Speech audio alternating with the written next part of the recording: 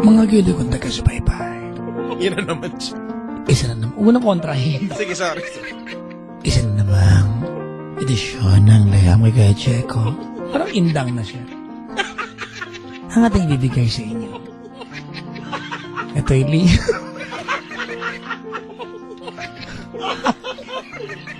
Ito'y Liam ni Trixie. Huwag ka kasi. Ito na nga.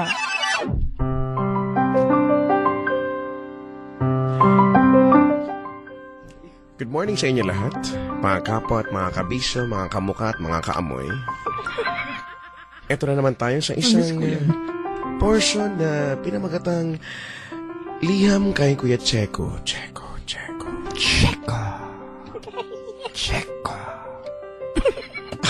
Parang toko. Ang sabi sa liham, Dear Kuya Checo, magandang umaga po.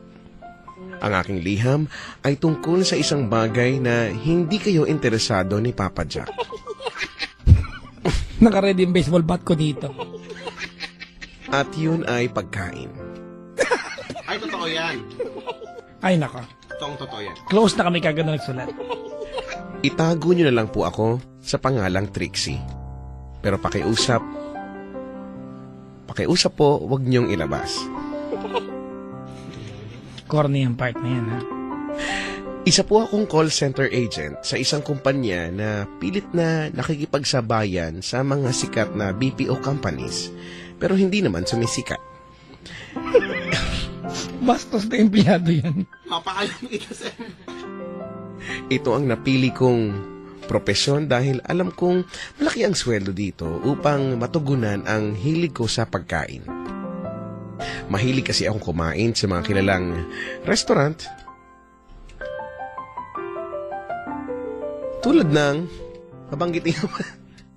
tulad ng Viking sa MOA, Tim Ho Wan sa Mega Mall, So, shit. Jollibee sa Hong Kong, Akala ko nga, nagmura ng konti. Dad sa Glorieta, Wow. at Angel's Burger sa Kanto. Walay. Kabalin sa Trinoma at Pansit Canton sa bahay. Isang araw, habang nasa buffet ako, may nakilala akong lalaki. Sabay kasi naming nakuha yung last piece ng crispy pata sa buffet. Sandali kaming nag-agawan, pero dahil siniko niya ako ay nabitawan ko ang crispy pata at nakuha niya ito.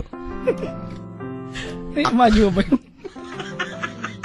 Ay, imagine mo gano'ng kakitangatig ng pag ginawa niya. Napakagahama naman sa crispy pata. Sobra naman yun. Ako nga pala si Lester. Pakilala niya sa akin. Nabanggit din niyang wala siyang kasama sa mesa kaya nagpasya kami na mag-share na lang kami ng table. Uy, takto yan, Chico, kasi hindi, pag nag-buffet ka mag-isa, hindi maganda na mag-isa ka lang. Hindi mo ma-enjoy. Maghanap ka talaga ng mag-isa rin. Tama! Di ba? Tama. Nagpasya kami na mag-share na lang kami ng table para may kakwentuhan din naman ako. Mabait siya, Kuya Checo. Makwento pa. Habang nilalantakan namin ang lechon na may bagnet at sisig with tokwat baboy on the side, doon ko nalaman na siya pala ay isang food nutritionist. Hindi agad ako makapaniwala, Kuya Checo. Pero dahil mabait siya ay naisip kong baka nga totoo ang sinasabi niya. Simula noon ay naging magkaibigan na kami ni Lester at napapadalas na ang aming pagkikita. Naging hobby na din namin ang mag-food trip. Hanggang sa dumating ang araw na niligawan niya ako. Siyempre, nagpakipot ako. Kaya ang sabi ko ay pag-iisipan ko muna. Matapos ang 5 segundong pag-iisip ay nagpasya akong ibigay ang matamis na oo. At siya namang ikinaganap. Gana katagal? 5 segundo. Tagal, bro. 5 segundong pag-iisip. Mas gusto ko nang kakalose yung huling caller natin. Makalipas ang ilang araw ng pagiging magkarelasyon namin, nagpasya siya na ipakilala ako sa pamilya niya. Doon ko din nalaman na magaling pala siyang magluto, Kuya Checo. Iba't ibang potahe ang niluto niya nung araw na yon, gaya ng instant noodles, pritong hotdog at itlog, lomi at nilagang talong. Habang kumakain kami, Kasalo ang kanyang pamilya at dito nabanggit ng nanay ni Lester na ang gusto nilang maging asawa ni Lester ay magaling din magluto kasi ayaw daw nila ng ginugutom. Sabay nagtanong ang kanyang tatay sa akin kung marunong ako magluto.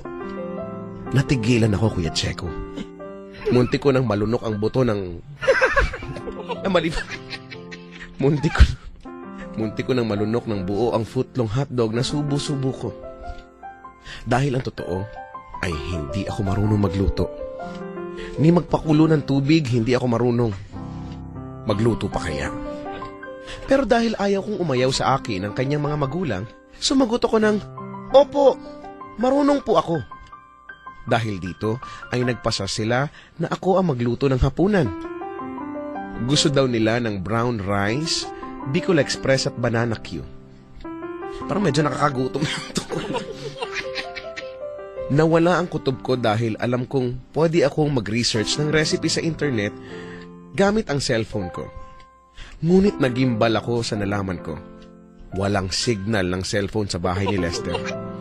Hindi ako makalabas ng kusina, Kuya Checo. Ano kaya patutunguhan nito? Hindi ko alam ang gagawin ko. Naiinip na ako sa kwento. Sinubukan kong tingnan ang mga sangkap sa pagluluto na nasa hapag pero hindi ko alam kung paano magsisimula. Kaya ang aking katanungan ay paano ba magluto ng brown rice? Bubuhusan ko ba ng 2 bote ng toyo ang bigas para maging brown? Kailangan bang maging oragon ako para makagawa ng Bicol Express? At yung banana Q? Paano nagkaroon ng glaze ang saging kung ordinaryong asukal lang naman ang meron?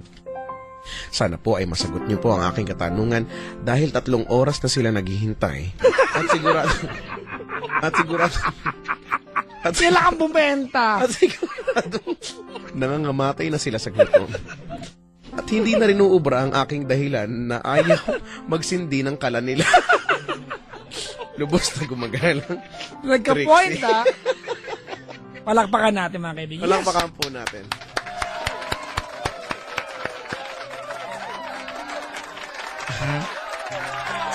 Nandito yung gumawa ng sulat, mga kaibigan. Ibaban namin to. Threat to sa career namin. Nandiyan, pakipicture tapos pakilagay dito yung mukha.